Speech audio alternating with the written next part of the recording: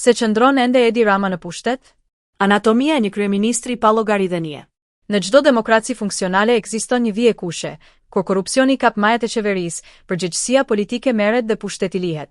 Në Shqipëri, kjo vije është vështirë.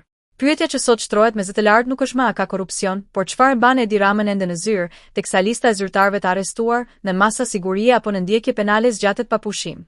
Motivi i parë, pushteti si qëllim në vetvete. Edi Rama nuk qeveris më si kryeministër, administron pushtetin. Kur pushteti kthehet në identitet personal, dorëheqja nuk është opsion, është humbje. Në këtë logjik, çdo arrest poshtë interpretohet si sakrificë e pranueshme për të ruajtur majën. Kjo nuk është qeverisje, është mbijetesë politike. Motivi i dytë, kontrolli institucional. Shëndrimi në pushtet siguron kontroll mbi agjendën, mbi emërimet, mbi ritmin e reformave dhe mbi narrativën publike. Në një vend ku përgjegjësia politike është zëvendësuar nga procedura penale, sa më gjatë zgjas procesi, aq më shumë kohë fiton pushteti. Koha është valuta e Ramës. Motivi i tretë, normalizimi i skandalit. Kur arrestimet bëhen rutinë, skandali pushon se qenë skandal. Ky është mekanizëm i njohur. Publiku lodhet, indinjohet, pastaj dorëzohet. Shëndrimi në pushtet, pavarësisht gjithçkaje shndërrohet në mesazh, asgjë nuk ndryshon. Ky është cinizëm i pastër politik.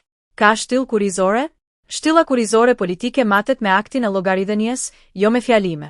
Kur bashkëpunëtor të drejtë për drejtë, ministra, kryebashkiak, drejtor agjencish, bien njëri pas tjetrit në nënhetime për korrupsion, qëndrimi në zyrë nuk është qëndrueshmëri, është ngurtësi morale. Një lider me shtyllë kurrizore hap rrugën drejtësisë dhe largohet. Një lider pa të qëndron dhe justifikohet. Ka moral. Morali politik nuk pret vendimin në formën së prerë. Morali vepron përpara gjykatës. Në çdo qeveri normale, një bilanc i tillë do të sillte dorëheqje, zgjedhje të parakohshme, riformatim të pushtetit. Në Shqipëri, morali është zëvendësuar me retorik, janë raste individuale. Kur rastet individuale bëhen sistem, moral nuk ka. Ka parime?